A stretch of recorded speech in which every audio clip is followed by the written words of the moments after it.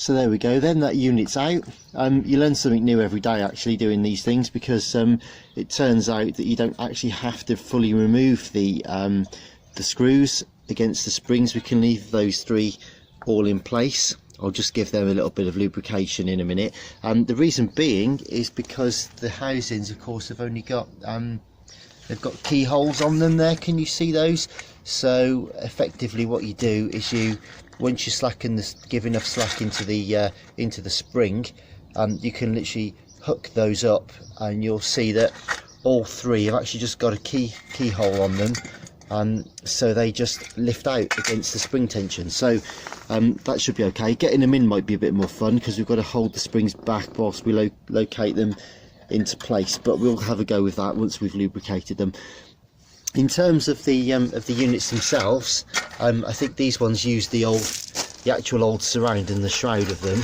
But these are so heavy. These must literally weigh 3 if not 4 times as much as the standard units. So it'll be nice just to put these original reflectors back in. I just think it's going to look so much more authentic and period, really. Some people will love these if you're into that sort of thing, but this is a perfectly standard car otherwise, so they look a bit strange. So yeah, let's get this one in.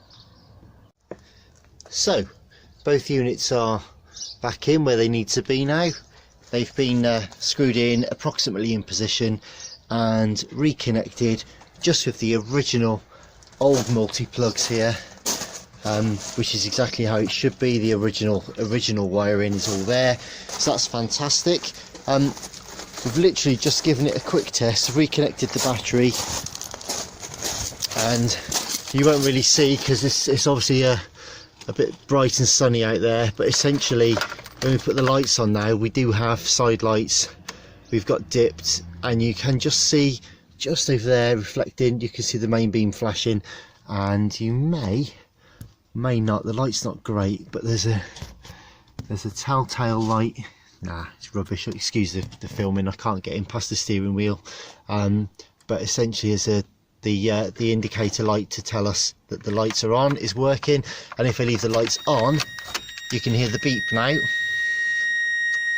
because that's something else that happens when you let me just refocus this camera and I'll be right back. So I was just saying, when you turn the lights out and pull the ignition out, obviously that's fine, but if you leave your lights on inadvertently and take the keys out, you get a warning beep. Now that's basically built into the lighting circuit as a protection, of course, to stop you from running your battery flat. But that was another thing that didn't work with the old lights, so clearly various lights weren't tapped into the correct ones. So we'll just go ahead and put these cowls back on and the top covers, and I'll explain a little bit more about the relay in a second. So we're putting the covers back on now. There's the 2 screws at the very back, which you use the rotational, the manual rotator, just to flatten it down and get to the screws. Then reverse the screw so that it lifts the headlamp again, and then you will see there's 4 fixing points just there, 1 on each side, and he says 2 across the front. There's the one on the other side, he says again there, and all we do is the plastic cover kind of hooks over the front and screws through those 4 fixing points, and that essentially is your light fitted. Now the only thing just to check is, before you put the motor fuses back in, retract the light fully manually, just to make sure that you've screwed the headlamp unit back far enough, because if you don't, there is a chance, of course, that it can if it's sticking out too far, it could potentially get crushed or broken against the bodywork underneath. So just be careful. Also, it gives you a chance just to line up the top plate there to make sure that it's floated in the right position, because obviously when you first press it, if it's just on the motor and it retracts all of a sudden and it's not lined up, you could end up taking the paintwork off the wing or the cover. So just make sure that it's in the right position by doing it all manually first. So there's one, and we'll just screw that in place and then finish the other one. Just refitting the other light cover, and think I might have forgotten to tell you about a couple of screws just now. So I did tell you about the two at the back of the top cover. If we just manually retract the lights, so it's just working its way up now, you'll actually see that there are a couple of more fixings required. Let's have a look. Just underneath. So we actually just fix one each corner as well with those little screw bolts, and then that way those plastic ones there receive the 4 screws for the plastic trim. So hopefully that clears that up, and we'll crack on. That's the lights back in and manually retracted. So what we'll do now is just put the fuses back in. There you go. There's one up, and then watch out, here comes the next one, and they've reverted to up position. So we'll just go back into the car and check and see if they drop down. Yep, and flash our lights. Yep, all works good. So that's that job done. Fantastic. Right, so we need to give the engine bay a bit of a detail, but essentially the lights are now sorted and we can go ahead and get the MOT test done. So now the problem's sorted, why was there an issue in the first place? Well, I think what the guy had done, whoever had this before, had put these high current bulbs, the light units in, but hadn't really wired them up properly. You'll see you've got some relays here. What had basically happened is the connections were made to go to the wrong lights. That's what it boils down to. If you look on a typical bulb, you've got different filaments in there. This is an H4 one, so you've got things like you might have feeds for side lights, for dipped beam, for main beam, whatever it might be. Of course, when you're energizing a new circuit, let's say for example you're adding new spotlights to work on your main beam, you have to energize that circuit to come on, and only come on when you energize that circuit, i.e. when you switch on your high beam. So that's fine, but normal wiring of course is supplied to be fit for purpose for that particular installation. So if you add loads of extra lights, potentially you can overload the circuit and damage your wiring, maybe cause fires even. So to that end, essentially all a relay does is it says, right, okay, what do we need to do?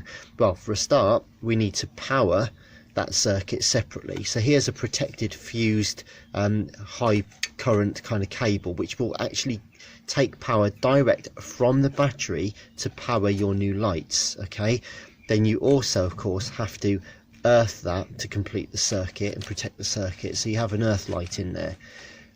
Now then, furthermore, of course, you need a cable then to go to those new lights to power them. So effectively what you've done is via the relay you've taken the power from the battery, gone through the relay and taken then some power to energize those actual bulbs. But that's fine, but how does the relay know when it needs to do its job? Well, essentially that's what the fourth contact is for, if you like, which is to say, okay, we're tapping into this particular circuit. So for example, let's say this white one connected to the main beam circuit. We say, right, when we switch on our main beam, the power then goes through that senses that there's energy, or that circuit wants to be operated. That in turn goes to the relay. The relay says, oh, thank you very much, I need to be on, so I'm going to draw plenty of power, protected circuit there from the battery. I'm then going to relay that via, say for example, the blue cable to those circuits, and then the black is the earth. So that's all the relay really does. But of course, if it's not wired up right, or the feed is going to from the wrong circuit, or the output cable is going to the wrong contact on the bulb, then that's when you start getting problems. Now, just finally on this, one of the issues, or a couple of the other secondary problems with something like this, is that if the circuits are broken or not connected properly, you get other problems, like for example the telltale light on the dash isn't working. It is now because we fixed it, but that wasn't working. Also the reminder or warning signal that you get when you take the keys out was not working. And again, this is all because of broken circuits when you start messing about, if you don't quite know what you're doing. So just a word to the wise really, keep it simple. Whenever you're running new stuff, just make a note, use your voltmeter and just check with your multimeter, you know, which circuit is which. If you've got a wiring diagram, look to your wiring diagram and say, okay, this is the feed for that circuit. Test it, switch it on and off, and look for your positive 12 volts, and then take it from there. So you pick that feed up will go to your relay, which then is earth, comes out via your other cables to power that unit, taking the power itself from a separate protected fuse spur from the battery. So hopefully that sort of clears things up a little bit, but at least the good news is that the car is now looking as it's supposed to do, nice and old-fashioned, just how we like it on retros. So thanks for watching. Stay tuned, because in a day or two we will have our new wheels ready for to go onto the Lancia Delta there on the HF Turbo, and we've got a few cosmetic bits and pieces we want to do, and a whole rally graphics kit. Plus of course we've got the front end to do, so we've got a quad light conversion to go on, we've got indicators and fog lights to put in, and it's going to be great fun. So please subscribe and stay tuned.